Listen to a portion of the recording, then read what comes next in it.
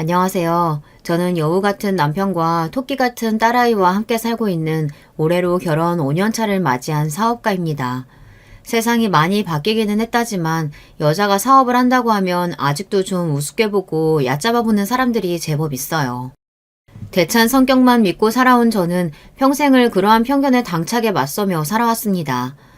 오늘은 결혼을 준비하면서 겪었던 저에 대한 편견을 이겨냈던 자랑스러운 이야기를 여러분께도 들려드리고 싶네요. 저는 할머니 손에서 자랐습니다.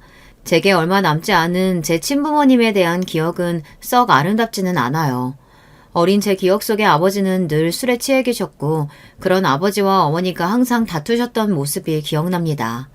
결국 제가 채 10살이 되기도 전에 어머니는 아버지와 저를 두고 집을 나가셨어요.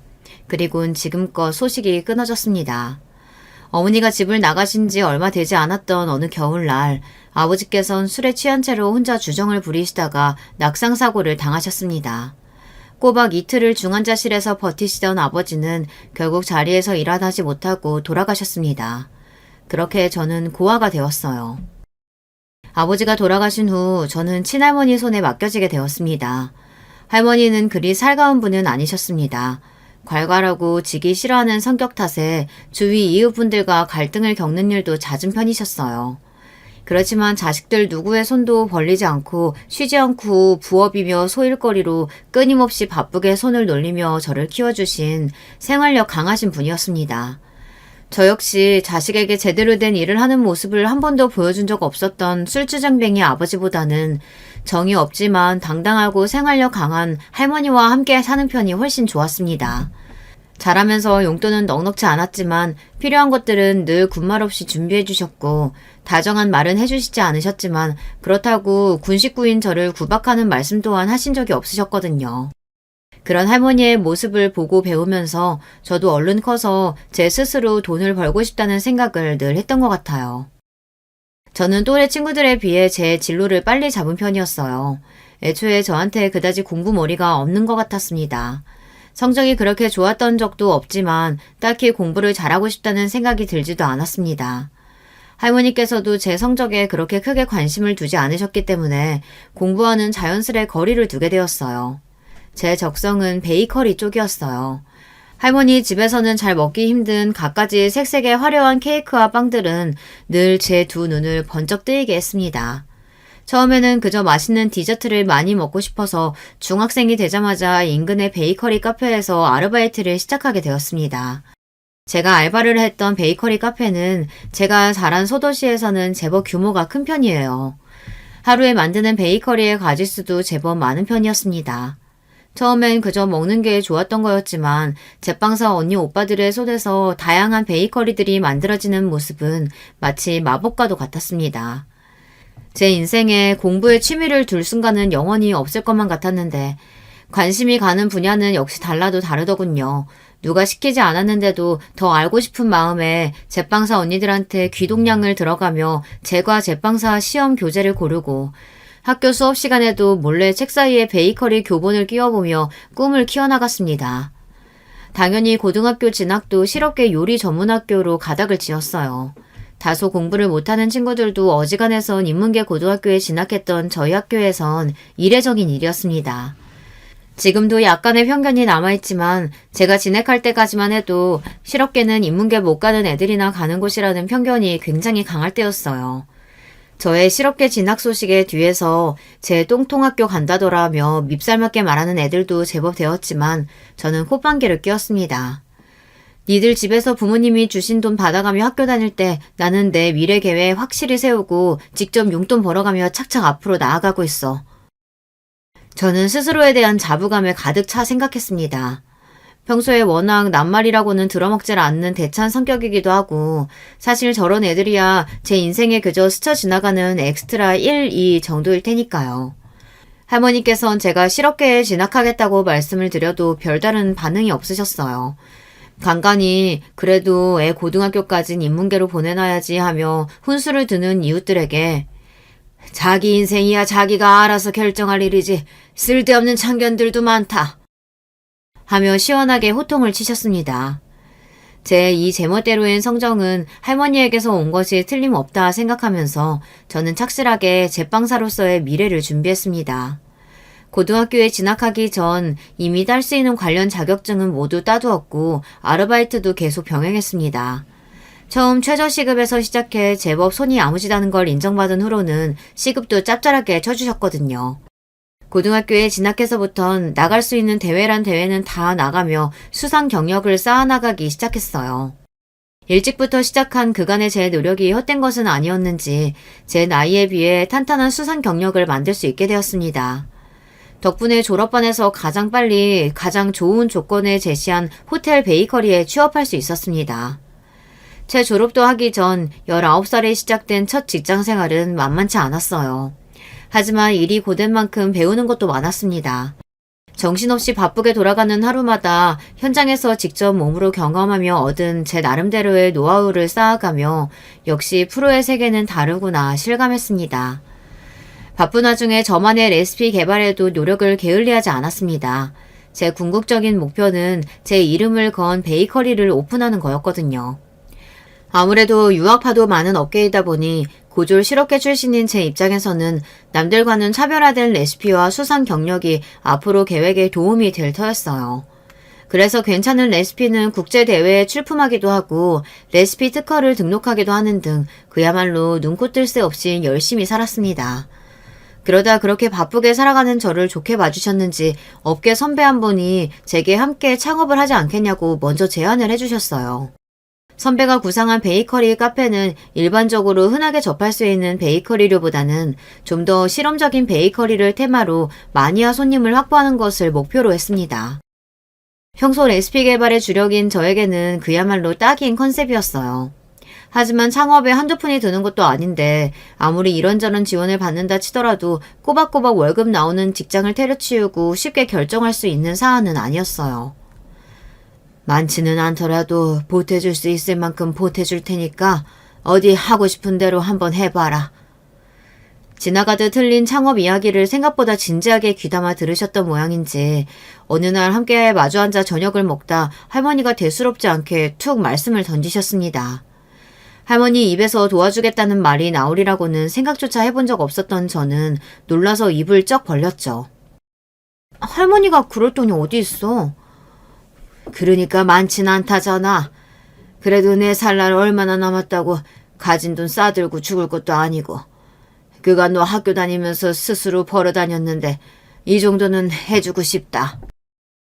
답지 않게 따스한 말씀을 하시는 할머니의 모습이 낯설기도 하고 그러면서도 나한테 아예 정이 없는 건 아니셨나 싶어 콧잔등이 시큰해졌습니다. 그러면서 반드시 창업에 성공해 소녀딸 번듯이 잘나가는 모습을 보게 해드리겠다 다부지게 마음을 먹었습니다. 그렇게 저는 24, 이른 나이에 청년 사업가가 되었습니다. 비록 동업이긴 하지만 사업자 명의에 당당하게 오른 제 이름을 보며 가슴속이 뿌듯하게 차오르는 기분이었어요.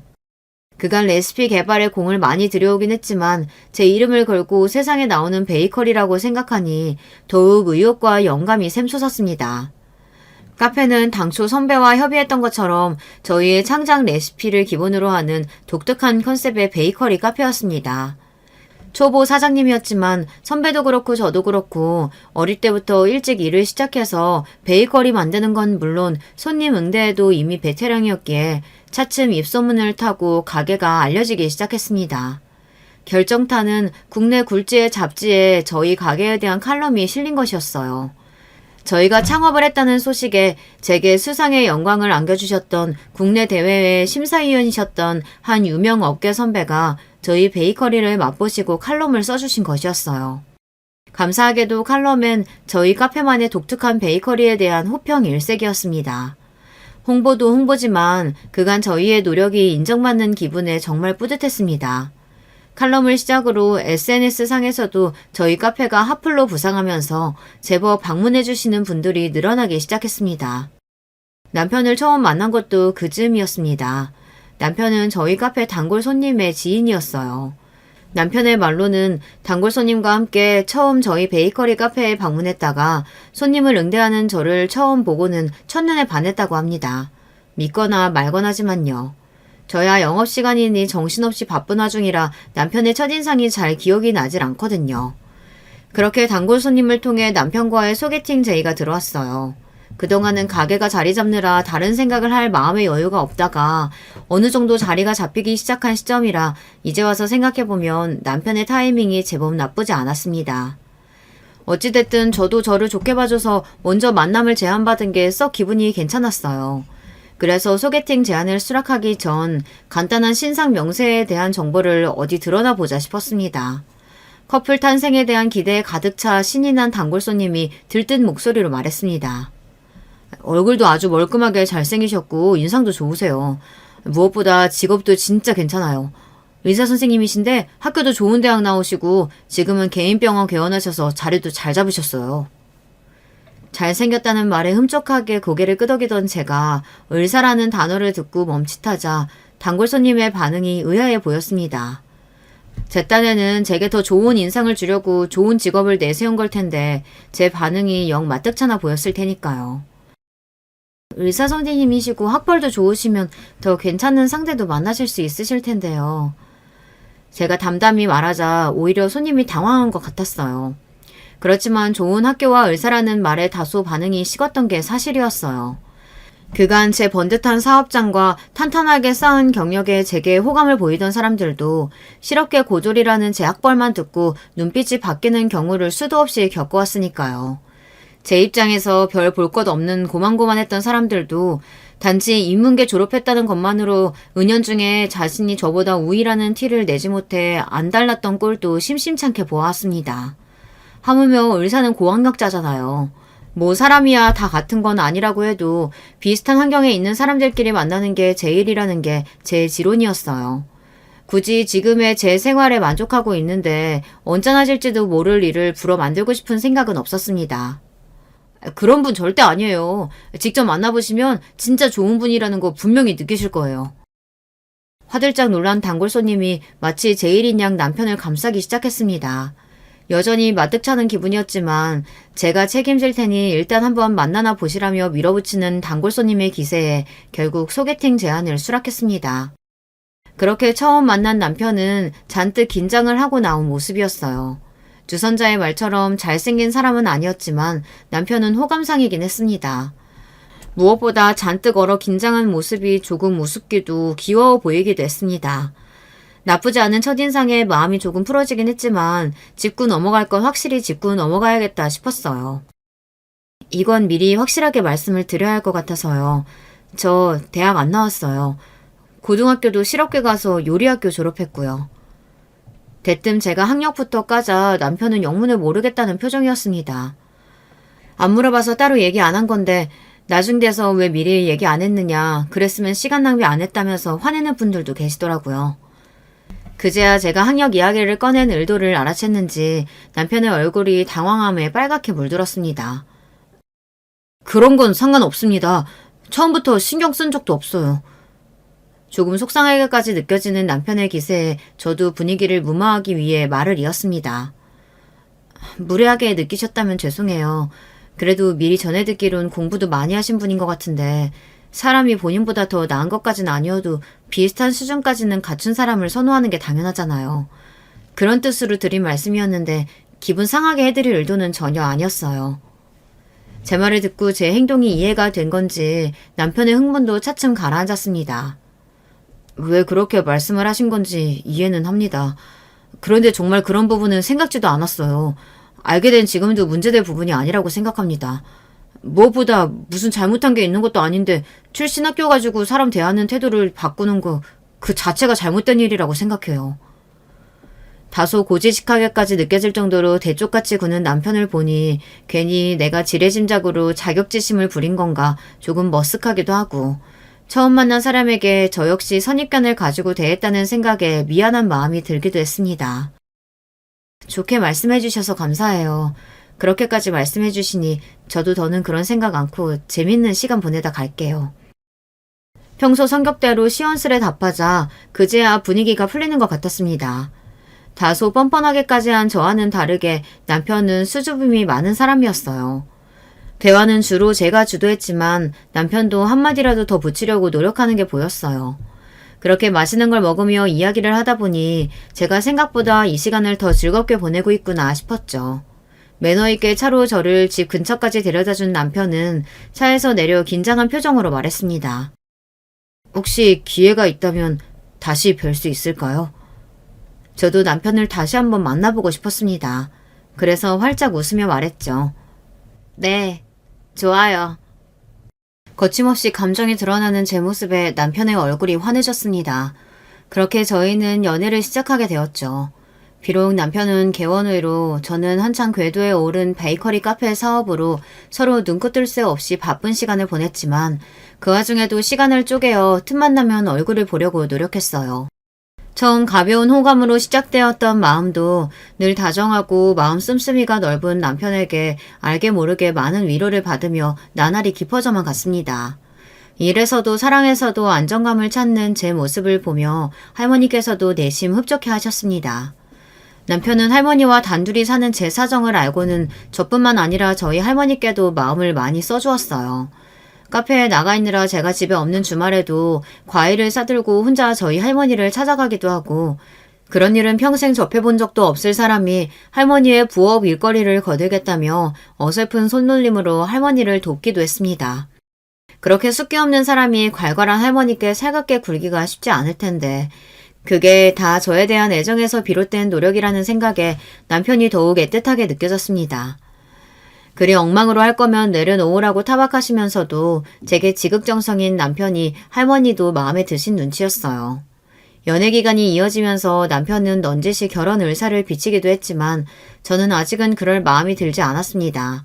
물론 누군가와 결혼을 한다면 주저없이 남편을 택할 정도로 마음은 확고했지만 저는 20대에 결혼할 생각은 없었어요.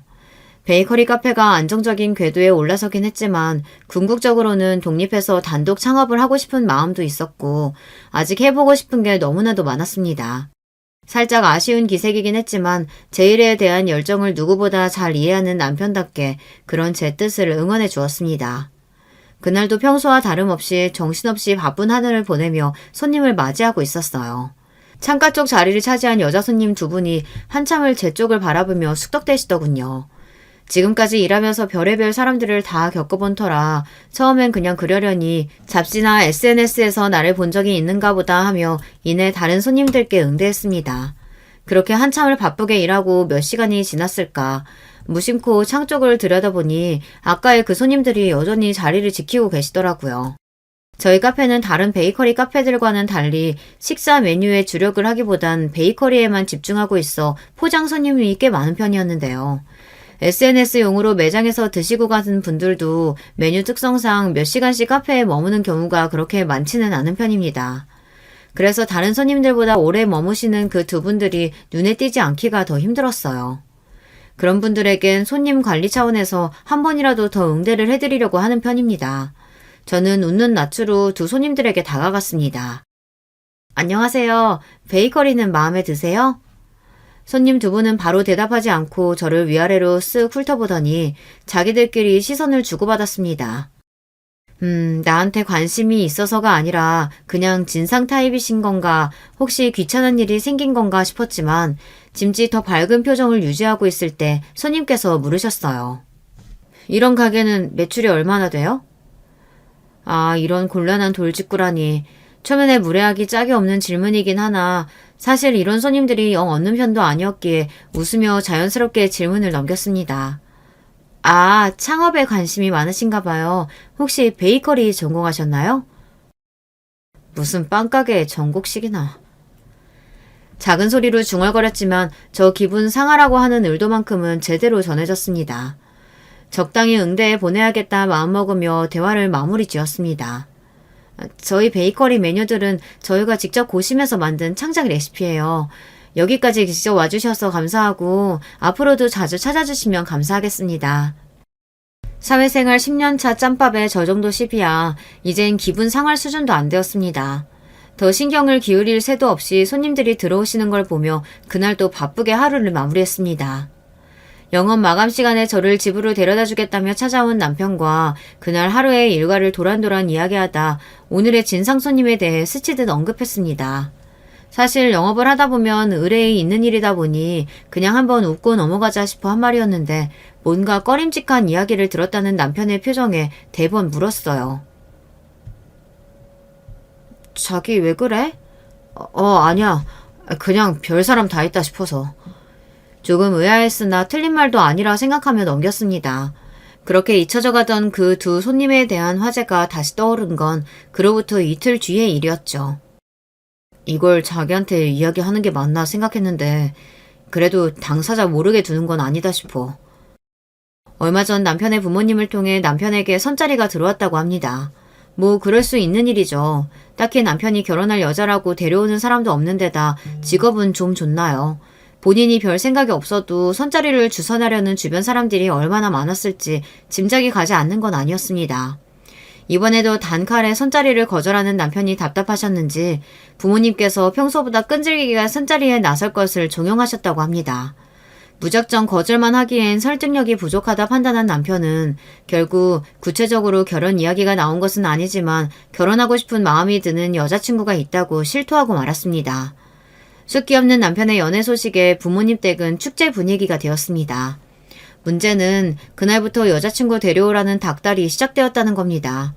모르셨으면 몰라도 저의 존재를 알게 되셨는데 부모님 입장에서는 제가 얼마나 궁금하셨겠어요. 하지만 예전에 결혼에 대한 주제가 화두에 올랐을 때 이미 제가 결혼에 대한 입장을 분명하게 밝힌 바가 있었기에 남편은 아직은 때가 아니라며 거절 의사를 확실히 했다고 합니다. 상황이 어떤지는 알겠어. 근데 그게 그 손님들하고 무슨 상황인데? 그 두 분, 내 형수님들이셔. 한숨을 푹 쉬며 말하는 남편의 말에 순간 사고가 정지했습니다. 그럼 그날 정말 우리 가게가 목적이 아니라 나를 보러 온 게 맞구나. 그러면서 서로의 첫인상이 썩 좋지 않다는 걸 떠올리자 괜히 마음이 찝찝해졌습니다. 나 궁금해하셔서 자기가 우리 카페 알려드린 거야? 그럴 리가 있겠어. 저와 상의도 없이 일방적으로 이런 일을 만들 사람이 아니긴 했습니다. 남편 부모님들께선 궁금하셨겠지만 성정이 꼭 남편과 같으셔서 남편이 허락하지 않는 일은 독단적으로 진행하지 않으셨다고 합니다. 그래도 답답한 마음이야 있으셨을 테니 막내한테 여자친구가 있다는데 아직 데려올 생각이 없는 모양이다 라며 며느리들에게 토로하셨던 모양이에요. 그때부터 남편에게 두 형수님의 질문 폭탄이 쏟아졌다고 합니다. 도련님, 도대체 뭐하는 아가씨길래 그렇게 꽁꽁 숨긴대요? 숨기긴요. 아직 결혼 이야기가 나오지도 않았는데 무턱대고 상대방 집으로 부르는 건 부담스럽잖아요. 그럼 결혼 이야기 하면 되죠. 도련님 일 빠지는 게 뭐가 있다고. 결혼하자고 하면 웬만한 아가씨들이야 다 좋다고 할 텐데. 그거야 우리 가족들 생각이고요. 상대방 입장도 생각을 해야죠. 형수님들의 협공에 기가 쪽 빨린 남편은 결국 제 직업과 제 베이커리 카페가 위치한 지역에서는 제법 인정을 받고 있는 능력 있는 사람이라며 제 신상의 아주 일부분을 살짝 털어놓았다고 합니다. 그러고는 형수님들의 누그러진 태도에 다행이라 생각하며 바쁜 본인 일상을 사느라 그 일을 까맣게 잊고 있었다고 합니다. 제가 며칠 전 웬 손님들이 대놓고 가게 매상을 물어보더라 라고 말하자 퍼뜩 그 난리가 떠오르기 전까지는요. 내가 확실하게 이야기하질 않았으니 설마 했는데 그 얼마 안 되는 걸 가지고 이리저리 들쑤셔서 결국 알아내신 모양이야. 미안해. 내가 그냥 그때 아예 응대를 안 했어야 하는데 자기도 모르는 새 이런 일을 겪게 만들었네. 사실 저희 카페가 제법 유명세를 겪었다 보니 단편적인 정보라 할지라도 마음만 먹으면 찾아내는 게 그리 어려운 일도 아니었을 거예요. 딱히 잘못한 것도 없는데 그만 제 앞에서 죄인이 돼버린 남편이 조금 측은하긴 했지만 무려 동서가 될지도 모르는 저와의 첫 대면에서 심상치 않게 진상의 기운을 풍기던 남편의 두 형수님을 떠올리니 이거 일이 귀찮게 될지도 모르겠다는 불길한 예감이 들었습니다. 그리고 또 며칠이 지난 후 형수님 두 분이 다시 저희 카페를 찾아오셨어요. 그러고는 손님들 계산줄을 싸그리 무시하더니 곧장 저에게 직진하시더군요. 도련님한테 얘기 들었다면서요? 새침하게 말하는 큰 형수를 보며 올 것이 왔다 싶었습니다. 그러나 저는 동요하지 않고 말했습니다. 지금 제가 손님 응대 중이라서요. 조금만 기다려주시겠어요? 뭐? 큰 형수가 말을 잇기도 전에 손님이 먼저 치고 들어왔습니다. 업장에서는 손님이 왕이죠. 저는 웃는 낯으로 마저 능숙하게 손님을 응대했습니다. 두 형수는 괘씸하다는 얼굴로 저를 쳐다보았지만 애초에 남의 귀한 업장에서 무례하게 군 건 저쪽이 먼저죠. 저한텐 저의 평생 자부심을 다 쏟아부은 곳인데 아무리 미래에 손이 동서가 될지도 모르는 사람들이라 해도 저런 식의 무례를 저 자세로 다 받아줄 생각은 눈꼽만치도 없었습니다.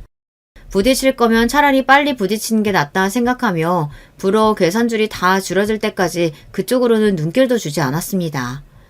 계산을 다 마치고 저는 일부러 더 나긋하고 여유있는 걸음으로 두 사람 앞에 섰습니다. 그리고는 여전히 웃는 낯으로 말했습니다. 제가 지금 일하는 중이라 길게 시간을 빼드리지 못할 것 같아요. 약속 없이 일하는 곳으로 찾아오신 거니 이해하시죠? 대번에 두 사람 낯에 못마땅한 기색이 보였지만 뭐 제 알바인가요. 저는 비교적 손님들이 많이 지나가지 않는 쪽으로 두 사람을 데려갔습니다. 그래서 오늘은 어떻게 오셨을까요? 뭐 못 올 때 왔어요? 아무나 들락거리는 가게인데. 저를 찍어 누르고자 하는 기세가 느껴졌으나 이 정도는 저한테 우스운 수준이었습니다. 온 낯에 은은한 미소를 띄우며 말했습니다. 하실 말씀이 있으시면 듣겠습니다. 제가 일하는 중이라 자리를 오래 비울 수 없어요. 바쁜 척은 혼자 다 하시네. 손윗동사가 될지도 모르는데 궁금하면 좀 찾아올 수도 있는 거 아니에요? 그러든지 말든지 여전히 차분하게 웃는 낯인 저를 보고 좀 약이 올라 보였어요. 이내 큰형수가 톡 쏘았습니다. 우리 도련님이랑 만나고 있다고 들었는데 어른들이 알게 되셨으면 우리가 먼저 찾아올 게 아니라 응당 먼저 찾아뵙고 인사드리는 게 순서 아닌가? 그 부분은 민준 씨가 잘 말씀드린 걸로 알고 있는데 따로 찾아오신 이유가 있나요? 제가 얼굴색 하나 변하지 않고 대꾸하자 오히려 상대방 쪽에서 당황한 것 같았습니다. 아니 그렇다고 해도 여자 쪽에서 그런 건 도리가 아니다 하고 먼저 찾아뵐 생각을 해야지. 우리 도련님이 공부원 해가지고 순진해서 한 말 가지고 똑같이 하는 건 아니죠. 저도 민준 씨도 서로 상의해서 내린 결론인데 별로 탐탁지 않으셨나 봐요. 민준 씨 부모님께서는 별 말씀 안 하신 걸로 알고 있는데 오늘 두 분 여기 오신 건 알고 계신 건가요? 부드럽게 매기는 제 말에 말문이 턱 막힌 모양이었습니다. 진짜 시집을 갔더라도 시집살이 당하고 살 성격이 아닌 제가 막말로 아직 결혼을 한 것도 아니고 생판 남의 진상 짓거리를 받아줄 이유가 없었죠. 사실 처음 방문했을 때부터 대강 견적은 나왔습니다. 저 둘은 나의 상대가 되지 않는다. 정말 상의 없이 두 분 자의로 오신 거라면 앞으로는 안 그러셨으면 좋겠습니다. 여긴 제 직장인데 약속도 없이 이렇게 막무가내로 찾아오셔서 제게 따지시는 것도 도리에 맞는 일은 아니잖아요. 그래 주실 수 있죠? 대화를 부드럽게 마무리한 제가 꾸벅 인사까지 잘 드리고 자리를 뜨자 제대로 대꾸도 못한 두 사람의 얼굴이 울그락불그락 하더니 이내 쿵쿵 발을 구르며 카페 문을 쾅 열어젖히고 나갔습니다. 할 말은 제대로 못하고 문에 분풀이하는 모습이 영락없이 하수의 것이었어요. 소식을 전해들은 남편은 제 앞에서 그야말로 석고대죄를 했습니다. 늘 그렇듯 제게 쩔쩔매는 모습이 안쓰럽고 귀엽기도 하고 조금 웃음이 나기도 했지만 단호하게 맺고 끊는 일에 약한 남편의 성정을 생각할 때 이 정도는 해둬야 앞으로 비슷한 문제가 생기더라도 입장 정리를 분명하게 하리라는 계산도 있었습니다. 저는 짐짓 근엄한 말투로 남편에게 선언하듯 말했습니다. 아직 구체적으로 계획된 것도 없긴 하지만 난 자기랑 결혼하게 된다고 하더라도 시댁이라고 무수리처럼 납작 엎드리고 살진 않을 거야. 결혼은 당사자 간에 서로 지지해주고 힘이 되어줄 수 있는 사람들끼리 하는 거지. 나 결혼했다고 당신이랑 당신 식구들이 내 상전이 되는 건 아니잖아. 그렇게 사는 게 결혼이라면 난 평생 결혼할 생각 없어. 무술이라니 내가 받들어 모시고 살아도 모자란데. 남편은 제 형사들에게 당한 수모로 행여나 제가 남편에게 정이라도 떨어지진 않을까 전전긍긍하는 모습이었습니다. 그래, 당사자인 저 사람이 내가 저렇게 좋아 죽겠다는데 지들이 뭐 어쩔 거야. 그러면서도 내심 조금은 염려스러웠던 점을 넌지시 물었습니다. 자기 형수님들도 형수님들이지만 사실 내가 가장 걱정스러운 건 자기 부모님들이야. 혹시 자기 부모님들도 나 안 좋게 생각하셔서 형수님들 보내신 거면 어떡해? 아니야, 절대 아니야. 어머니도 형수들이 자기 카페 찾아간 거 뒤늦게 아시고 한 소리 하셨어. 절대 자기한테 그런 짓 하실 분 아니셔. 다급하게 손살에 치는 남편을 보며 의심스럽다는 눈초리로 바라보았지만 시부모님께서 여기 온 걸 알고 계시냐는 제 말에 눈에 띄게 당황하던 두 사람의 모습을 떠올려 보았을 때 거짓말을 하는 것 같진 않았습니다. 그렇게 또 한 번 남편의 다짐을 단단히 받아둔 후 저는 너그럽게 용서하는 모습을 보이며 남편을 토닥여 주었습니다. 늘 카페 일로 바빠 부쩍 밤늦게 혼자 계시는 일이 잦으셨던 할머니께서 쓰러지신 건 그로부터 얼마 지나지 않았을 때였습니다. 병원 응급실에서 걸려온 전화에 카페 일도 내팽개치고 불이 나게 달려간 병원에서 낯빛이 허옇게 질린 할머니를 보자 심장이 쿵 떨어지는 것만 같았습니다. 할머니는 그날 동네 어르신들과의 모임에 나갔다가 갑작스럽게 심장마비를 겪으셨다고 합니다. 그나마 처치가 빨라 목숨을 건지셨다는 의료진의 설명에 하필 그날 모임이 없어 손녀도 없는 집에 혼자 계신 할머니께서 심장마비를 겪으셨다면 어찌 되었을지 눈앞이 아찔해졌습니다. 할머니가 쓰러지셨다는 소식에 급히 달려온 남편이 도리어 정신을 못 차리는 저를 대신해 입원 수속을 비롯해 전반적인 일을 신속하게 처리하고 의료진과의 대화까지 진행했습니다. 이럴 때 가까운 사람이 의사인 게 정말 의지가 많이 되더라고요. 무엇보다 자신의 일보다 더 저와 할머니를 신경 써주는 남편이 정말 든든했습니다. 할머니가 입원하신 지 며칠이 지나고 점차 상태가 안정되어 갈 즈음 남편의 부모님께서 병문안으로 오셨습니다. 저도 할머니와도 첫 대면이었죠. 시부모님께선 점잖고 사려 깊게 할머니의 쾌유를 비시고는 너무 오래 머무르지 않고 병원을 나서셨습니다. 병실 밖으로 배웅을 나온 제 손을 꼭 잡고는 시어머니께서 말씀하셨어요. 아가씨 입장에서 당황스러울 수 있다고 생각하면서도 모르면 모를까 키워주신 할머니께서 쓰러지신 걸 아는데도 찾아뵙지 않는 건 도리가 아니다 싶어 염치불구하고 왔어요. 할머니께서 혼자 힘으로 잘 키워주셨다고 들었는데 저리 쓰러지셨으니 그 마음이 오죽하겠어요. 정신없겠지만 그럴수록 환자 보호자가 더 제 몸 잘 챙겨야 돼요. 몸에 좋은 거 든든하게 챙겨 먹고 기운 내요. 하시며 남편을 통해 용돈까지 보내주셨습니다.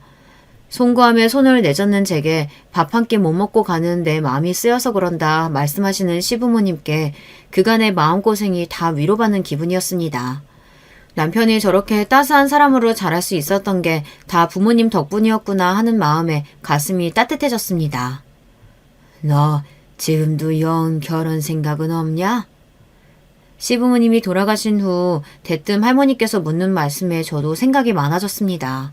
저도 모르는 새 형수들이 그랬던 것처럼 시부모님께도 환영받지 못할까봐 내심 많이 위축되어 있었나 봐요. 막상 만나뵈니 어렸을 적 떠나보낸 제 부모와는 비교도 되지 않을 정도로 다정했던 두 분의 모습에 눈 녹듯 마음이 녹는 것 같았습니다. 참 괜찮은 양반들이시더라. 민준이가 누굴 닮았는지 알겠어. 저도 고개를 끄덕였습니다. 하나뿐인 가족인 할머니의 약한 모습을 보고 나니 저도 마음이 더 약해지는 것 같았어요. 그간 제게 한결같이 힘이 되어준 남편에게도 애틋한 마음이 더욱 커졌습니다. 한번 결심이 서니 이 마음을 어서 남편에게 전하고 싶었습니다. 너 몸보신 안 시키면 내가 어머니께 혼난다며 성화를 부리는 통에 간만에 병원 밖에서 저녁을 먹다 대뜸 제가 말했습니다. 자기 아직도 나랑 결혼이 하고 싶어? 자기 앞에 뚝배기에서 갈비살을 발라다 제 앞접시로 올리던 남편의 두 눈이 동그래졌습니다. 그런 남편을 보며 씩 웃는 제 모습에 세상 빛을 다 머금은 듯 남편의 얼굴이 순식간에 환하게 빛났습니다. 결혼 준비는 남편의 주도하에 그야말로 불도저처럼 진행되었습니다. 아직 할머니도 완전히 몸을 추스르지 못하셨고 가뜩이나 바쁜 카페 일에 할머니 병간호까지 정신 차릴 새가 없던 제게 남편은 넌 아무것도 신경 안 써도 된다며 싱글벙글 웃었습니다. 제 앞에서는 네 꿈을 이룰 때까지 기다릴 수 있다며 내숭만만이던 이 남자, 결혼하고 싶은 마음이 굴뚝이었던 모양이었습니다.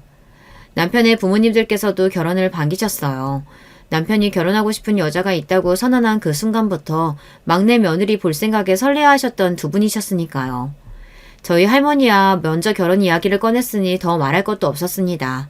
단지 마음에 걸리는 건 제게 호의적이지 않았던 두 예비 손이 동서들이었어요.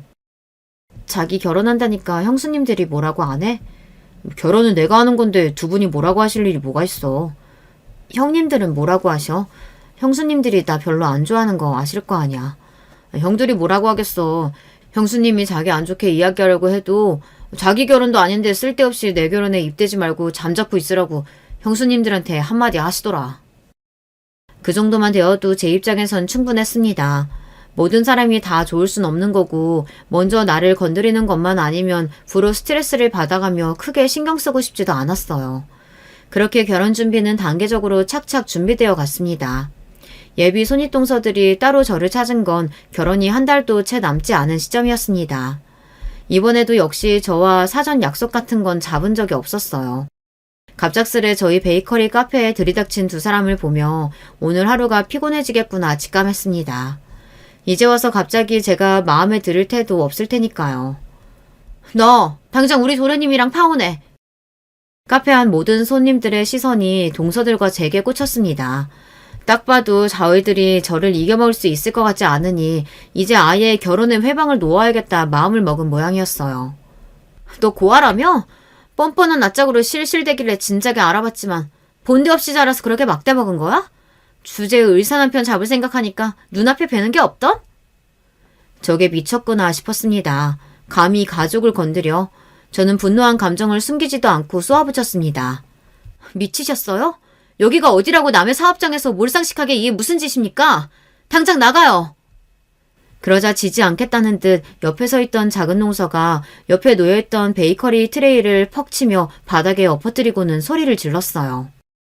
카페 사장이라고 그리 유세를 부리길래 다 자기 건가 했더니 그것도 아니라며? 네가 벌면 얼마나 번다고 배운 것도 없는 게 기고만장해서 까불어 까불긴. 야, 나랑 형님 다 강남 8학군 출신이야. 너 같은 실업계 고졸 출신이랑 어울릴 군번이 되는 줄 알아? 진짜 기가 막혀서 참나. 아, 그렇게 잘 배워서 이렇게 무직한 짓을 창피한 줄도 모르고 저지르는 걸까요? 고졸 실업계 출신이라며 저를 무시하며 제 앞에서 학벌로 유세 떠는 사람들은 적지 않았지만 눈앞에 저것들이 최고봉이나 싶었습니다. 저는 두 여자를 날카롭게 쏘아보며 망설이지 않고 전화기를 들었습니다. 네, 거기 경찰서죠. 여기 업무 방해하는 사람들이 있어서요. 고성방가에 가게 기물도 파손하고 있습니다. 빨리 와주세요. 뭐 하는 거야 지금? 제가 곧바로 경찰에 신고할 줄은 몰랐던지 큰 동서가 당황하며 제게서 전화기를 빼앗으려 들었지만 소란에 곧장 제게 달려온 동업자 선배 언니에게 금세 저지당했습니다. 언니도 이미 머리 끝까지 화가 나 있는 상태였어요. 제 소중한 영업장을 아수라장으로 만든 것도 모자라 바닥에 엎질러진 귀한 빵들을 보고 언니도 눈이 돌아 있었습니다.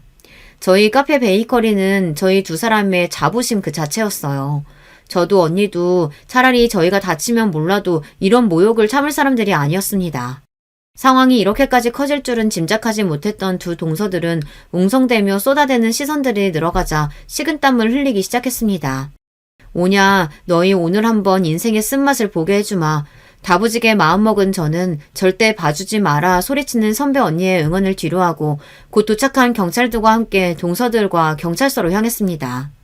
공권력의 힘까지 보게 되자 이제 동서들은 거의 울지경이었습니다. 그 와중에도 제게 굽히기는 싫었는지 제가 아니라 연신 경찰들에게 사과를 하며 선처를 호소했어요. 그러길래 이기지도 못할 걸 건드리긴 왜 건드려 속으로 욕을 하고 있는데 남편이 경찰서 안으로 급히 뛰어들어왔습니다. 어떻게 알고 왔어? 저희가 카페를 나서자마자 언니가 남편에게 곧장 연락을 한 모양입니다.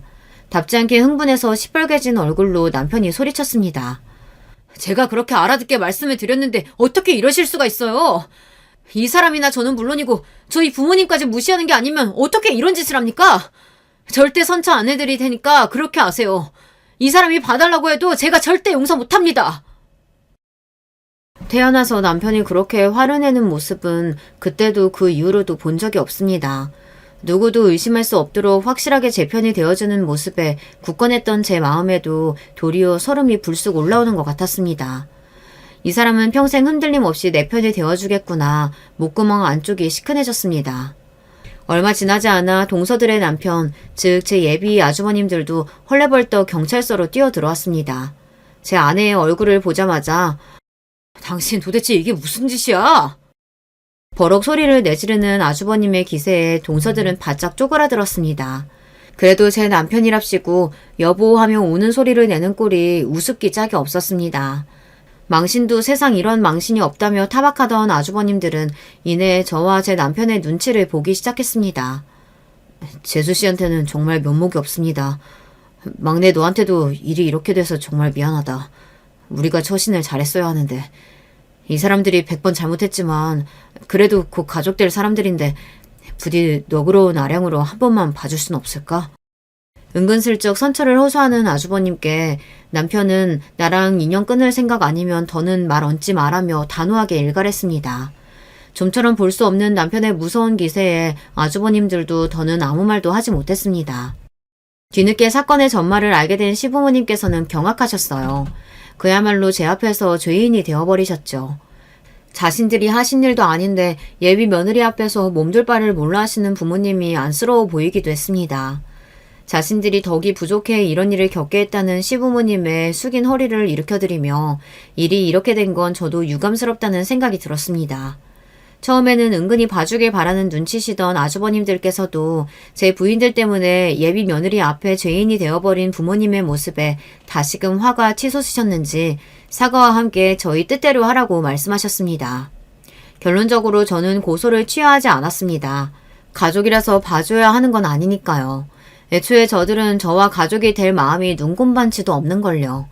제가 일부러 그런 것도 아니고 자기들이 저지른 만큼은 제대로 벌을 받았으면 하는 마음이었습니다. 처벌은 확실했습니다. 목격자도 워낙 많았을 뿐더러 CCTV의 증거도 너무나 확실하게 남아있었으니까요.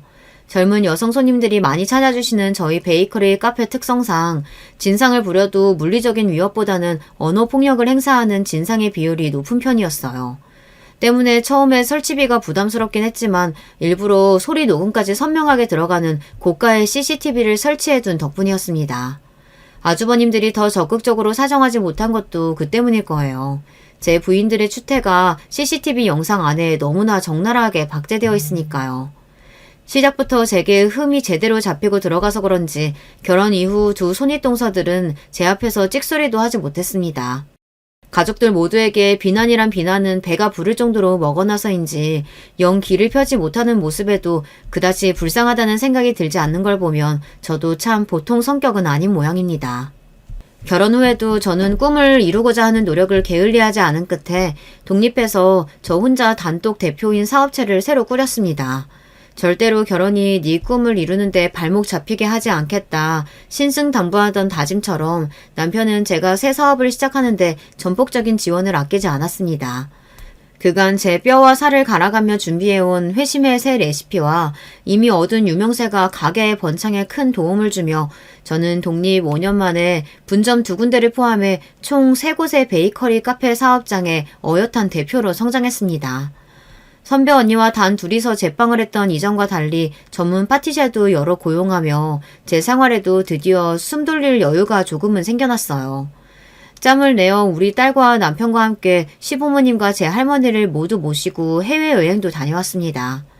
저희 매장처럼 특이한 베이커리에 익숙한 세대가 아닌 제 할머니와 시어머니를 모시고 시장 조사차, 카페 투어도 자주 다니고 있어요. 딸이 없는 시어머니는 며느리와 함께 예쁜 카페도 구경하고 맛있는 디저트도 함께 먹는 새로운 경험이 퍽 마음에 드신 눈치였습니다. 이제는 먼저 인터넷 검색하셔서 가볼 만한 베이커리 카페 시장 조사도 함께 해주십니다. 동서들과는 뭐 그냥 별 변화 없이 그렇게 계속 대면대면한 채로 지내고 있습니다. 솔직히 이제 와서 딱히 가깝게 지내고 싶은 마음 같은 건 들지 않아서요. 제 사업장 규모가 커지고 수입이 늘어갈수록 동서들이 제 눈치를 살살 보는 게 보였지만 딱히 아는 척하지 않았습니다. 제가 그리 상냥한 편은 못 되어도 제 사람에게는 아끼지 않고 잘 퍼주는 성격인데 가만히만 있었어도 같이 좋은 거 누리며 즐겁게 살 수 있었을 것을 제 동서들은 복을 걷어차도 제대로 걷어찼죠. 사실 서로 경찰서 대면까지 한 사이인데 이제 와서 하하호호 화기애애하게 지내는 것도 참 우스운 일이기는 합니다.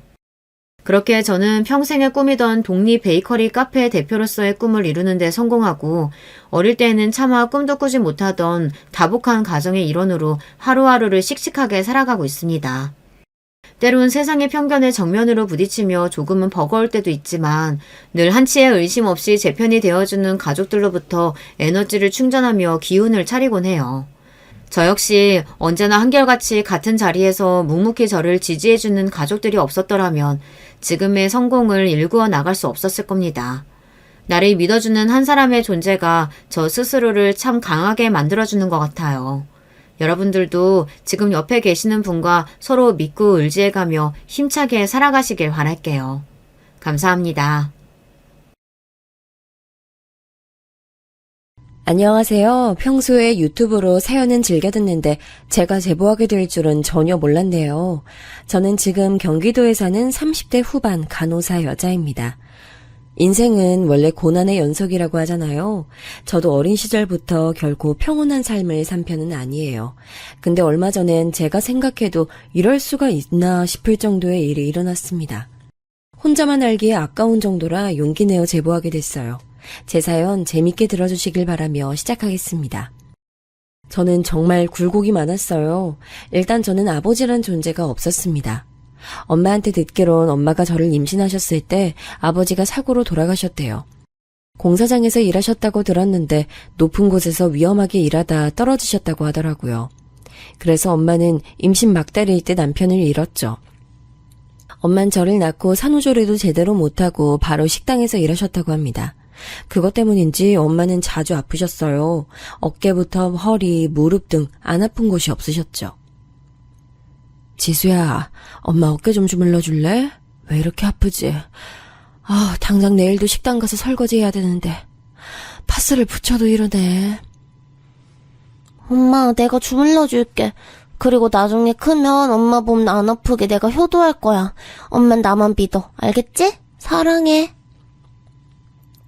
엄마와 저는 서로가 서로밖에 없는 관계였어요. 그래서 사춘기 때도 큰 탈 없이 조용히 지나갔죠.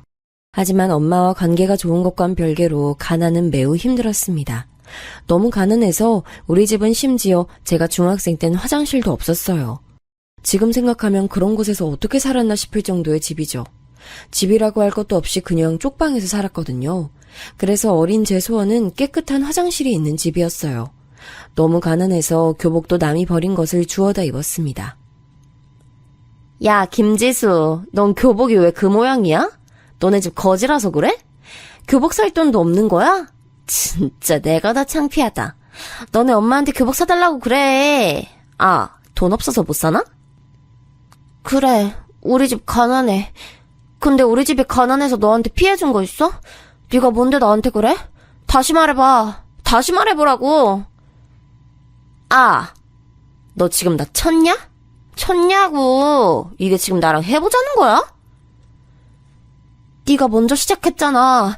우리 엄마랑 내가 가난한 게 뭐 어때서? 가난이 죄야? 그러면 돈이나 주고 동정해. 야, 너네 그만해. 반장, 빨리 선생님 불러. 어떡해. 야, 그만해. 가난이 창피하진 않았는데 친구들의 놀림은 견딜 수가 없었어요. 특히 죄 없이 저만 바라보고 사는 엄마를 생각하면 더욱 그랬습니다. 그래서 학창시절엔 친구도 별로 없었어요. 제가 가난해서 잘 씻지 못하니까 저를 피하는 친구도 많았습니다. 엄마가 몸이 안 좋기도 했고 친구도 없으니 학교에서 열심히 공부했어요. 열심히 공부한 덕에 서울에 있는 대학의 간호학과에 입학할 수 있었어요. 우리 지수가 간호사 되는 거야? 엄마 너무 기뻐. 해준 것도 없는데 이렇게 잘 자라줘서 얼마나 기특한지 몰라. 엄마 이제 죽어도 여한이 없어. 엄마가 죽긴 왜 죽어? 내가 엄마 간호하려고 간호학과 간 거잖아. 엄만 이제 나랑 평생 행복하게 살 일만 남았어. 하지만 가난은 현실이었습니다. 대학교 학자금은 생각보다 더 어마어마했어요. 중간에 휴학도 하고 공장에 들어가서 돈을 벌었습니다. 제가 대학생 때 엄마 몸은 이미 다 망가진 상태였거든요. 엄마는 몸을 써서 돈을 벌 수 있는 상태가 아니었습니다. 성인 될 때까지 엄마가 저를 키우셨으니 제가 갚을 차례였죠. 그래서 방학과 휴학 기간에 돈을 악착같이 벌었죠. 그걸로 등록금도 내고 엄마와 사는 생활비도 충당했고요. 그렇게 대학을 졸업했고 저는 마침내 간호사가 됐어요. 저는 학교 재단의 대학병원에서 일을 시작했습니다. 생각했던 것보다 더 힘들었어요. 하지만 그만둘 수 없었습니다. 직원 복지로 엄마의 진료도 쉽게 받을 수 있었고 돈도 많았으니까요. 워낙 바쁘게 사느라 저는 그때까지 연애도 해보지 못했어요. 지수가 엄마 때문에 돈만 버느라 연애도 못하고. 미안해서 어떡해. 너도 이제 남자 만나서 결혼해야 되는데 엄마가 너한테 짐만 되는 것 같다. 아니야. 엄만 나한테 절대 짐 아니야. 그리고 난 남자한테 관심 없어. 결혼은 무슨? 엄마랑 평생 이러고 살 거니까 그런 걱정하지 마. 실제로 저는 남자에게 관심이 없었어요. 친구도 없는데 무슨 연애를 하겠어요. 그런데 이런 저에게도 사랑이 찾아왔습니다. 안녕하세요, 김 간호사님. 혹시 아까 허리 안 좋다고 하셨던 환자분 못 보셨어요? 내일 수술이라 지금 할 말이 있어서요. 아, 그분 지금 잠깐 화장실 가신 것 같은데 잠시만요. 제가 금방 불러올게요. 일하며 마주쳤던 의사가 있었어요. 키도 크고 훤칠해서 잘생겼다고 생각했었죠. 하지만 그건 그 사람과 연애하고 싶은 마음은 아니었습니다. 그런데 그 의사는 어느 순간부터 저를 많이 찾아왔어요. 처음엔 굳이 왜 병동까지 와서 저러는지 궁금했는데 나중에 동료들이 알려줬습니다. 그 의사가 저를 짝사랑하고 있다 하더라고요. 처음 겪는 일이라 대수롭지 않게 넘겼습니다. 사실 별로 관심이 있지도 않았어요. 김 간호사님, 퇴근하세요. 제가 집까지 차로 모셔다 드릴까요? 저 차 있어서 제 차 타고 가시면 돼요. 저도 곧 퇴근하니까 5분만 병원 정문 앞에서 기다려주세요. 아니요, 괜찮아요. 저 버스 타고 가면 금방이라서요. 먼저 들어가겠습니다. 나중엔 노골적으로 마음을 표현하는 의사가 부담스러웠어요. 그래서 명백히 보이는 호의를 일부러 무시하곤 했습니다. 응급실에서 일하는 의사는 본인 일이 매우 바빴어요. 그런데도 시간을 내어 저를 보러 오고 맛있는 간식도 사다 줬습니다. 그러던 어느 날이었어요. 김간, 응급실에서 연락 왔는데? 자기 어머님 응급실에 계신가 봐. 얼른 내려가. 여긴 걱정하지 말고. 제가 일하던 어느 날 엄마가 허리를 삐끗하셔서 응급실에 오셨어요. 너무 놀라서 계단을 뛰어 1층에 있던 응급실로 뛰어갔습니다. 응급실에 갔더니 엄마는 누워 계셨어요. 엄마, 괜찮아? 이게 무슨 일이야? 어쩌다 이런 거야? 많이 아파? 어떡해. 나 진짜 너무 놀랐어. 지수야, 미안해. 내가 너 걱정시키고. 엄마가 시장에 가려다가 계단에서 굴렀지 뭐야. 그래도 저 의사가 엄마 친절하게 봐주고 이 빵도 줬어. 사람이 너무 좋더라. 너랑 친한 동료라고 하던데. 엄마 말을 듣고 의아했어요. 저는 딱히 친한 동료가 없었거든요. 간호사도 아니고 게다가 의사면 더욱 없었죠. 그래서 엄마 시선을 따라 고개를 돌렸더니 제게 적극적으로 구애하던 그 의사가 보였습니다.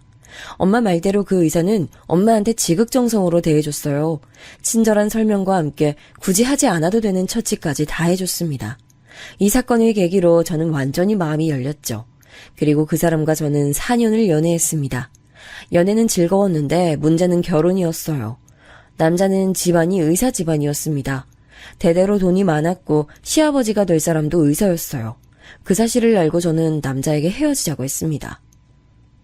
아니, 난 절대 못 헤어져. 우리가 서로 사랑하는데 뭐가 문제야? 부모님은 내가 잘 설득할게. 당신도 마음 굳게 먹어. 이 고난이 끝나면 우린 행복할 거야. 그 말을 믿고 예비시댁에 인사를 간 첫날 저는 문전박대를 당했습니다. 아예 굳게 닫힌 대문을 통과하지 못했어요. 당장 다시 가. 여기가 어디라고 와? 우리는 의사 검사 아니면 며느리로 못 들인다고 했지. 게다가 집안까지 별로잖아. 우리 집이 무슨 자선사업가니? 당장 꺼져!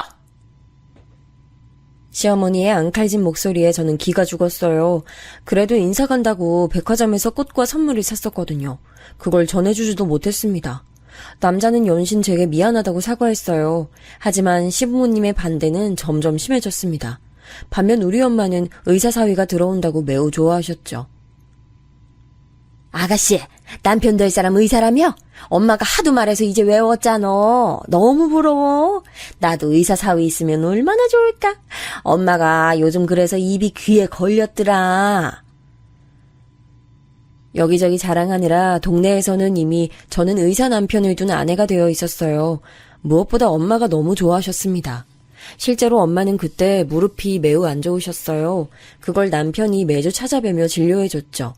몸에 좋은 영양제도 사왔으니 엄마는 당연히 결혼식 날짜만 손꼽아 기다리셨습니다. 반면 시댁의 반대는 너무 심했어요. 급기야 시어머니는 제가 일하는 병동까지 찾아오셨습니다. 우리 아들 내가 귀하게 키웠어. 외동아들이라 얼마나 애지중지 키우는데 너 같은 년이 우리 아들을 탐내? 양심이 있어 없어? 최소한 그런 부자라도 되든가. 어디서 그지가 우리 집에 시집 온다고 난리야? 시어머니는 남들이 쳐다봐도 신경도 쓰지 않으셨어요. 오히려 나중엔 제 머리채까지 잡으셨습니다. 어머 김관 괜찮아? 아줌마 이거 놓으세요. 왜 이러세요? 계속 이러시면 경찰 부릴 거예요? 엄마, 병원까지 와서 왜 이러는 거예요? 동네 창피해서 나도 못 살겠어요. 남편까지 응급실에서 올라올 정도였죠. 하지만 놀랍게도 이렇게 극심한 반대에도 저희는 결국 결혼하게 됐습니다. 이유는 바로 제가 남편의 아이를 가지게 됐거든요. 지우라고. 애 지우는 게 뭐 그리 어려워. 지우면 되잖아. 엄마, 제발 그만하세요. 아버지는 이제 허락도 하셨잖아요. 의사나 검사가 아니라도 지수 간호사예요. 간호사면 멍청한 사람도 아닌데 왜 자꾸 그러세요? 남편이 아무리 시어머니를 막아도 시어머니는 끝까지 반대하셨어요. 다행히 시아버지가 남편 편을 들어주셨습니다. 시아버지는 제 편은 아니었어도 아들을 끔찍히 생각하셨어요. 나중에 남편에게 당신 병원을 물려줄 생각이었죠. 저는 시어머니의 행패와 제 임신 때문에 결국 병원을 퇴사하게 됐습니다. 시아버지는 저와 남편이 시댁에서 사는 것을 전제로 결혼을 허락하셨어요. 덕분에 저는 결혼하고 아이를 낳을 때까지 친정엄마를 아예 볼 수가 없었습니다. 뭐? 친정에 간다고? 왜? 너 무리하다 아기 잘못되면 그땐 어떡하려고? 손주 때문에 겨우 결혼 허락해줬더니 일부러 그래? 어? 시어머니는 제가 친정에 간다고 하면 그러다 아기가 잘못되면 어떡하냐는 이유로 못 가게 막으셨어요. 시댁과 친정이 거리가 있어서 차로 1시간은 걸렸거든요. 저는 차가 없으니 시댁에서 일하는 김 비서님의 차를 얻어 타고 가야 했습니다. 하지만 시어머니가 대놓고 못 가게 하니 방법이 없었죠. 남편은 일하느라 바빴고 택시는 돈이 없어 탈 수가 없었습니다. 혹시 몰라 그동안 모아놓은 돈은 다 엄마를 주고 왔거든요. 괜찮아. 시댁에서 마음 편하게 출산 날짜 기다리자. 그래도 우리 딸 목소리 들으니까 기쁘다. 정서방은 여전히 잘해주지? 남편이야 늘 잘하지. 아기 낳으면 엄마 보러 갈게. 몸 아프면 언제든지 전화하고 약 잘 챙겨 먹어. 혹시라도 어디 이상한 것 같으면 연락하고. 알겠지? 그래, 알겠어. 안 그래도 정서방이 연락도 자주 하고 찾아와서 엄마가 마음이 놓여. 우리 딸이 결혼 하나는 진짜 잘했어. 남편이 엄마를 찾아갔어? 그건 몰랐네. 무튼 알겠어. 엄마, 나 이만 끊을게. 몸 건강히 잘 챙겨. 저는 겨우 전화로 엄마와 연락하며 출산을 손꼽아 기다렸죠. 사실 남편과 저는 결혼식도 올리지 못했어요. 급하게 결혼하느라 엄마와 시부모님 얼굴을 겨우 2번 본 게 전부였습니다. 그래서 우리 엄마는 시어머니가 저를 심하게 반대하는진 모르고 계셨어요. 시부모님이 결혼을 쉽게 허락하지 않았다는 건 알지만 남편이 엄마에게 매우 잘했거든요. 심지어 저도 몰랐는데 결혼하고 저 몰래 엄마를 챙기기도 했더라고요. 그런 남편만 보고 버텼습니다. 아기 낳으면 그 아기 두고 너는 떠나. 내가 창피해서 결혼식도 못 올렸는데 너 같은 애를 어떻게 내 며느리로 받아? 출산하면 그대로 떠나라. 어머니, 제가 잘할게요. 저 출산하고 다시 취직해서 돈도 벌게요. 그 돈 벌어서 아픈 네 엄마한테 다 가져다 주려고? 내가 그거 모를 줄 알아? 내 아들이 번 돈까지 가져갈 거잖아. 우리 집은 자선사업가가 아니라고 몇 번을 말해. 아기 낳고 번 돈은 어머님도 드릴게요. 제가 진짜 약속해요. 어머님 시키시는 거 제가 다 하고 제사나 명절이나 생신 때도 나서서 챙길게요. 저 너무 미워하지 마세요. 결혼은 현실이야. 집안 대 집안이 엮이는 게 결혼인데 우리 집하고 너희 집하고 엮이면 누가 손해니? 그만하자. 입 아프다. 시어머니는 아기를 낳으면 그 아기를 두고 집을 나가라고 하셨습니다. 시아버지가 손주를 애타게 원하셔서 아기는 꼭 두고 가라고 했죠. 하지만 아기가 소중한 것은 저도 마찬가지였어요. 저는 어릴 때 아버지가 없는 한부모 가정이었잖아요. 그래서 우리 아이는 꼭 부모가 둘 다 있는 온전한 가정에서 자라길 원했습니다. 경제적으로도 정신적으로도 충만한 사랑을 주고 싶었어요. 엄마가 말은 저렇게 해도 막상 아기 나오면 지수 너를 받아들일 거야.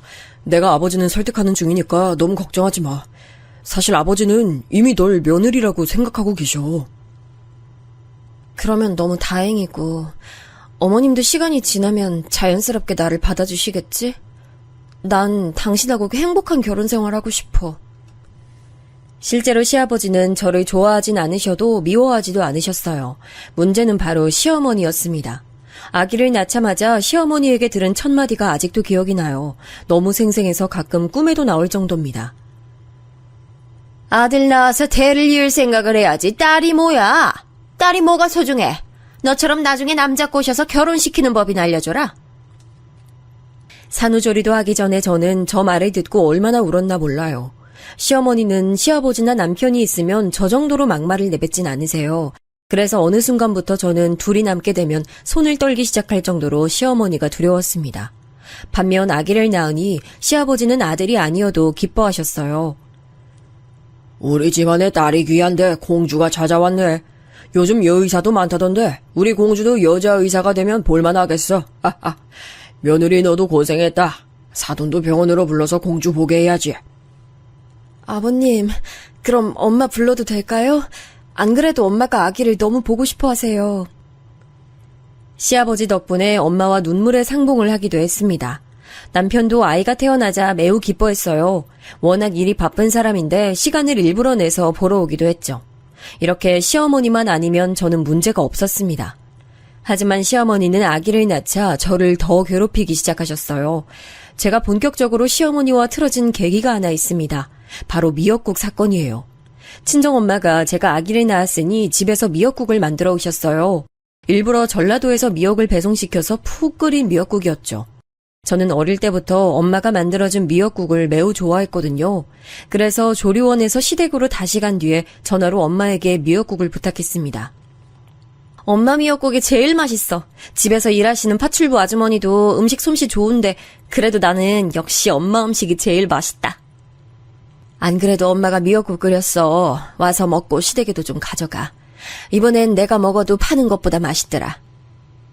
사실 아기를 낳고 시아버지가 유해져서 시어머니 몰래 혹은 시아버지에게 부탁해서 친정에 갈 수가 있었거든요. 아버님, 저 오늘 엄마가 미역국 끓이셨다 해서 친정에 다녀올게요. 그래, 알겠다. 내가 김미수한테 말할 테니까 차 타고 와. 몇 시에 갈 거야?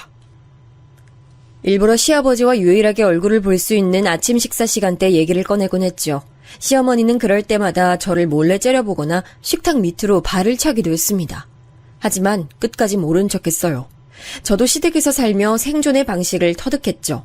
그리고 전날 김미선님이 친정에 데려다 주셔서 미역국을 시댁으로 가져오게 됐습니다. 사건은 이때 발생했어요. 여보 왔어? 고생했어. 피곤하지? 우리 엄마가 미역국 만들어줘서 내가 아까 친정 가서 가져왔어. 좀 먹어봐. 아주머니, 제가 가져온 미역국 좀 내주세요. 아이고, 어떡하죠? 미역국이 제가 잠깐 시장 다녀왔더니 없어졌어요. 아우, 죄송해요. 네? 미역국이 없어졌다고요? 아까 제가 저기 위에 두고 갔는데? 사라질 리가 없어요. 작은 그릇도 아니고 꽤 큰 용기였잖아요. 그게 뭐라고 시댁 부엌에서 난리야? 그놈의 미역국 그럼 네가 끓이던가. 혹시 어머님이 미역국 버리셨어요? 아니죠.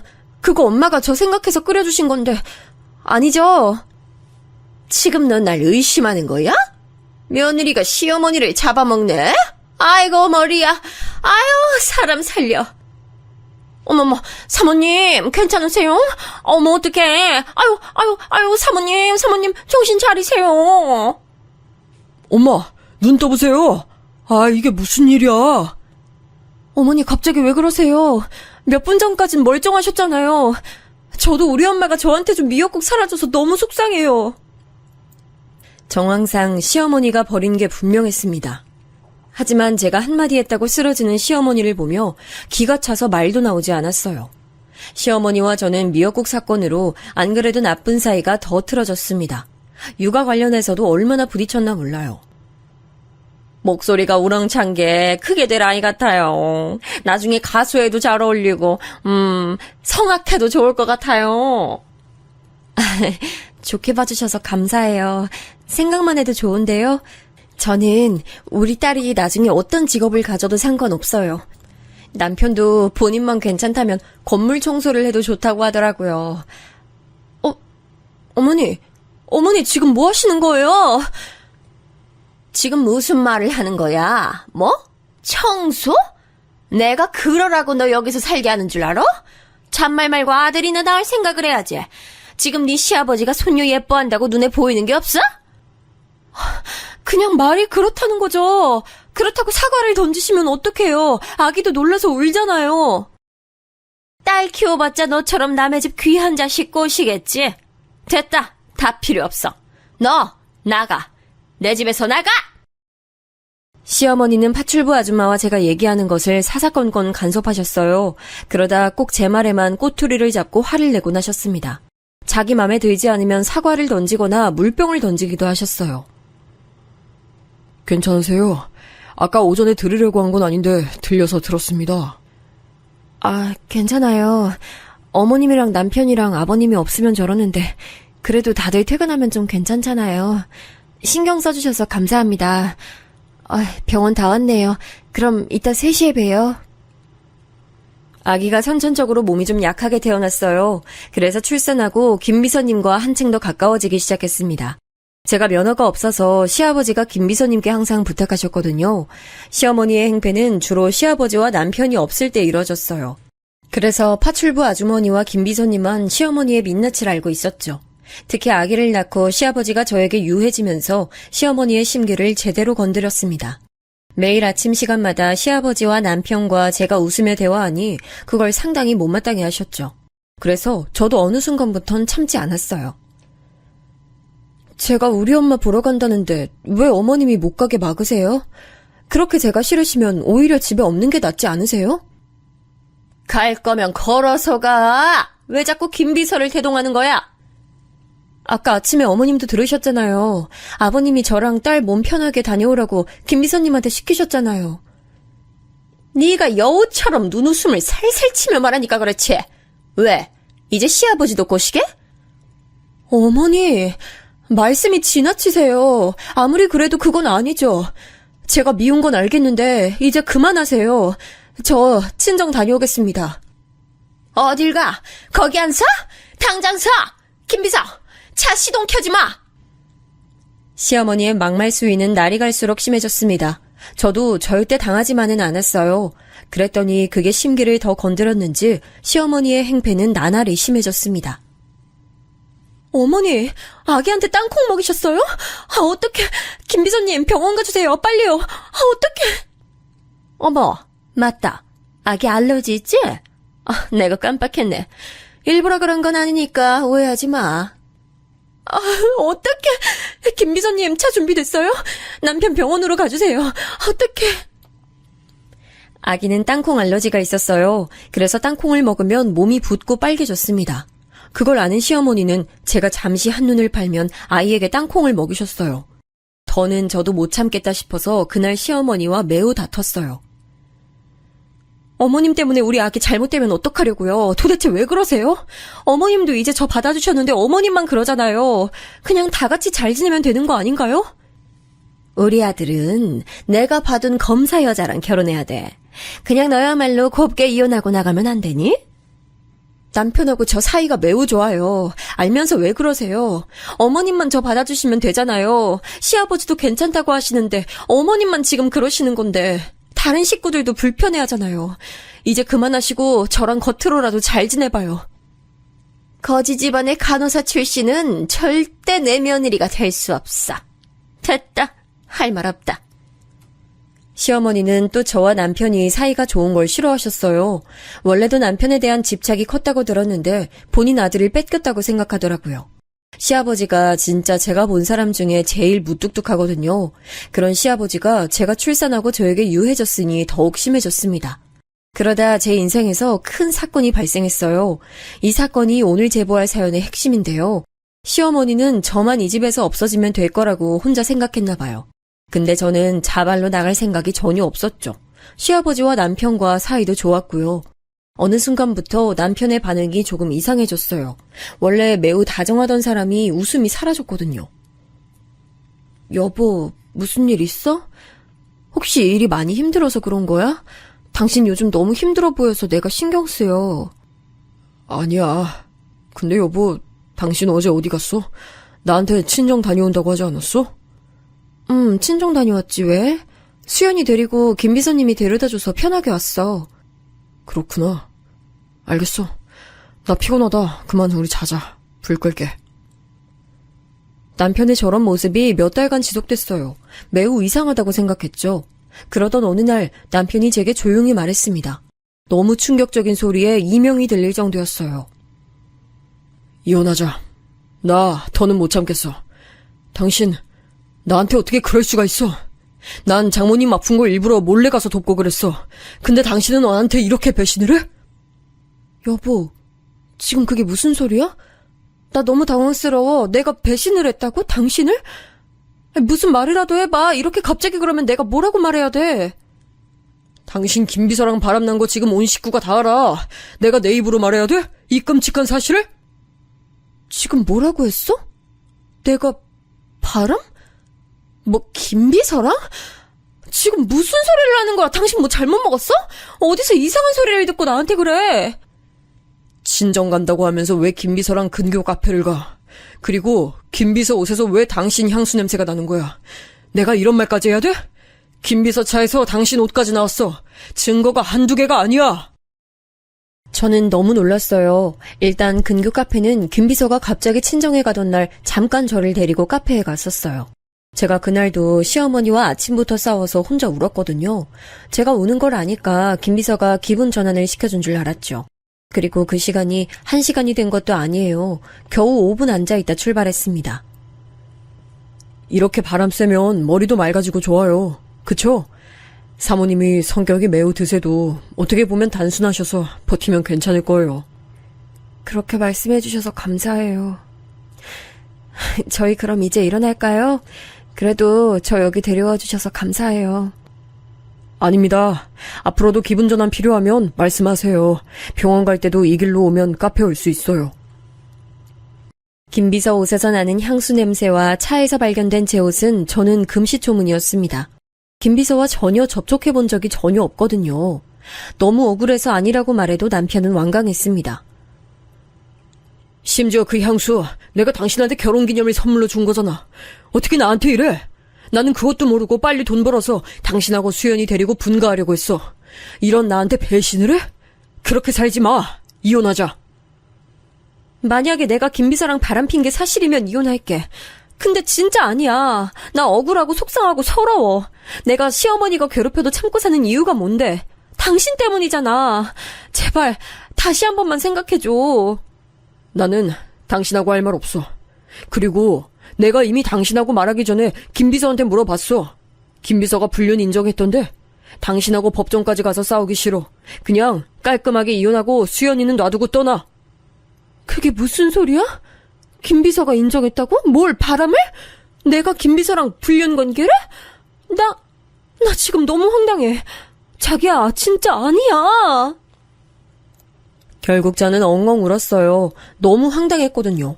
제가 끝까지 아니라고 이혼할 수 없다고 하자 급기야 가족회의가 소집됐습니다. 시아버지, 시어머니, 남편과 저, 그리고 김비서가 한자리에 모였어요.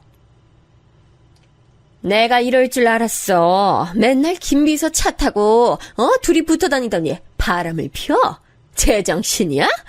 둘 다 내 집에서 나가. 그리고 너, 내가 그럴 줄 알았어. 이래서 내가 가난한 집에 직업도 별로인 여자 들이지 말라 했지? 나도 충격이 크다. 어떻게 둘이 바람을 펴? 나는 며느리 네가 편하게 이동하고 생활하도록 한 거였지. 바람 피라고 김비서를 시킨 게 억울해요. 김비서님, 제발 뭐라고 말이라도 해세요. 아니잖아요. 우리 사적으로 전혀 엮인 적 없잖아요. 안 억울하세요? 그만해. 이렇게 사진하고 옷하고 편지가 있는데 지금 뭐 하는 거야? 나도 당신 정말 사랑했어. 사랑했는데 어떻게 이런 결과를 남겨줘? 나 너무 힘들다, 지수야. 그만하자. 나 지쳐. 내가 다 해명했잖아. 사진은 그건 정말 딱 카페에서 5분 있었던 거야. 내가 가자고 한 것도 아니었어. 향수는 나도 모르겠어. 편지도 진짜 내 글씨는 맞아. 하지만 내가 쓴 적은 없어. 정말이야. 제발 믿어줘. 김비서느님이 인정했는데 넌 왜 그래? 상간녀가 말이 많아. 미쳤어? 어? 양심이 있어 없어? 죄송합니다. 뭐라 드릴 말이 없습니다. 김비서님, 아니잖아요. 왜 그러시는 거예요? 우리 아무 사이 아니잖아요. 김비서는 정말로 시인했어요. 속이 뒤집히는 느낌을 받았습니다. 아닌데 아니라고 하는 제가 이상해졌어요. 편지 사건은 제가 김비서에게 편지를 써줬다는 얘기였어요. 제가 글씨체가 조금 특이한 편이에요. 그래서 그 필체를 남편이 많이 좋아했습니다. 종종 연애 때부터 서로 일부러 편지를 주고받곤 했어요. 근데 김비서의 차에 제가 남편에게 보낸 편지 같은 게 발견됐어요. 아무리 봐도 제 글씨였습니다. 근데 제가 쓴 적은 전혀 없었죠. 너무 억울했는데 김비서는 그걸 제가 썼다고 하더라고요. 우리 수연이는 놓고 나가라. 당장 내일 짐 싸서 니네 친정으로 가. 아버님, 저 진짜 아니에요. 제가 무슨 불륜이에요. 그리고 수연이는 제 전부예요. 저 수연이 두고 못 가요. 저도 절대 물러서지 않았어요. 김비서의 속내를 모르지만 일단 저는 당당했거든요. 게다가 시아버지가 딸을 아꼈다고 했잖아요. 제 전부였던 딸을 두고 가라고 하더라고요. 그럴 수는 없었습니다. 평생 우리 딸을 못 본다니 상상만 해도 고통이었죠. 저는 그래서 절대 이혼 서류에 도장을 찍지 않았어요. 불륜한 년이 감히 내 집에서 자? 당장 꺼져 나가. 어머님도 아시잖아요. 김비서랑 제가 불륜이에요? 아닌 거 누구보다 아시잖아요. 문 열어주세요.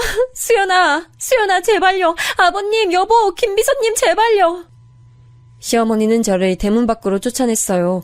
꺼지라고 지갑과 핸드폰도 바닥에 던지셨죠. 아기를 뺏긴 저는 엉엉 울며 대문을 두드렸습니다.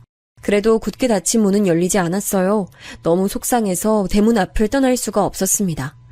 다음날 아침이 되어 남편과 시아버지가 출근하러 나왔어요. 저 이혼 못해요. 억울해서라도 못해요. 우리 수연이한테 불륜해서 집 나간 엄마가 될 순 없어요. 끝까지 가자. 그래, 나도 당신하고 이러기 싫었는데 이건 당신이 자초한 거야. 우린 서로 의견을 굽히지 않았습니다. 그리고 결국 그렇게 우리 싸움은 법정까지 갔어요. 하지만 저는 돈이 없잖아요. 믿을 만한 친정도 없었죠. 저한테 있는 건 억울한 마음과 아픈 엄마였어요. 물론 간호사 면허가 있으니 죄 취업 걱정은 없었어도 당장 변호사를 선임할 돈은 없었습니다. 결혼하고 일 그만두고 시댁에서 살았으니 수중에 돈이 전혀 없었어요. 반면 시댁은 원래 잘 사는 의사 집안이잖아요. 이름만 들으면 다 아는 아주 유명한 로펌 변호사를 무려 3명이나 선임했더라고요. 살면서 법원에 올 일이 있을까 싶었는데 이런 이유로 올 줄은 몰랐습니다. 현실이 믿기지 않았어요. 만약 제가 정말로 김비서에게 사심이 조금이라도 있었다면 억울하진 않았을 거예요. 그런데 그것도 아니니까 억울함에 밥도 제대로 먹을 수 없었습니다. 잠도 못 자고 종일 우느라 시간을 보냈어요. 살도 무려 10kg가 빠져서 해골 같은 모습이었죠. 그렇게 법원에서 서로 잘잘못을 따지기 시작했습니다. 저는 정말 모르는 내용이에요. 몇 번을 말했는지 몰라요. 카페를 간 건 맞지만 거기서 아무 일도 일어나지 않았어요. 향수와 편지 그리고 옷은 모르는 내용이라 할 말이 없습니다. 전부 다 사실입니다. 사모님과 사장님께 뭐라 드릴 말이 없어요. 죄송합니다. 죄송하단 말밖에 할 말이 없습니다. 김비서님, 진짜 왜 그러세요? 아니잖아요. 억울하지도 않으세요? 저 우리 집안 망친년이 조용히 안 해? 자, 다들 진정하세요. 그럼 증인 앞으로 나오세요. 너무 억울했습니다. 법정 안에서 제 편은 아무도 없었어요. 엄마가 몸이 안 좋다고 했잖아요. 엄마가 쓰러질까봐 저는 부르지도 않았습니다. 시아버지 품에 있는 제 딸을 보니 눈물이 자꾸 났어요. 시댁 측에선 파출부 아줌마를 증인으로 불렀더라고요. 이미 김비서의 태도를 보고 저는 대충 눈치를 채고 있었습니다. 아마 돈으로 뒷거래한 것 같았어요. 김비서가 예전에 자기가 빚이 많다고 했었거든요. 저를 집에서 내쫓으려고 김비서에게 돈을 주고 거래했겠죠. 파출부 아줌마를 보고 그 생각이 들었습니다. 그래서 반은 체념한 상태였어요. 아줌마는 저와 눈도 마주치지 않았습니다. 그 모습을 보고 눈물만 흘리고 있었는데 바로 그때였어요. 완전히 판도가 바뀌어버리는 상태가 발생했습니다. 증인, 말씀하세요.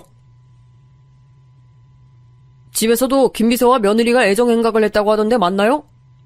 아니요. 아닙니다. 예?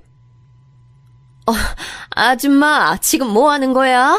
똑바로 말해야지. 아니라니? 아유, 저 이거 못하겠어요. 사모님 아니잖아요. 양심에 찔려서 도저히 저는 거짓 증언 못하겠어요. 전부 사실이 아니에요. 증인, 제대로 대답하세요. 증거도 많고 증언도 많습니다. 왜 이러세요? 지금 장난하세요? 똑바로 말해요. 다들 진정하세요. 증인, 계속 말하세요. 사모님은 그냥 미친 사람이에요. 이 불륜 다 사모님이 뒤에서 조작한 거라고요. 사장님하고 작은 사장님은 아무것도 몰라요. 사모님이 김비서한테 뒷돈 어마어마하게 주고 만들어낸 거짓 사건이에요. 아휴, 이게 무슨 말이야? 아니, 난 모르는 말이야. 조용히 안 해? 나가! 당장 나가! 저는 이게 무슨 상황인지 몰랐어요. 저만 당황한 게 아니고 거기 안에 있는 모든 사람이 저와 같은 표정이었습니다. 남편과 시아버지의 표정도 놀랐어요. 김비서는 입술만 꾹 다물고 눈을 깔고 있었습니다. 시어머니는 난동을 피우기 시작했죠.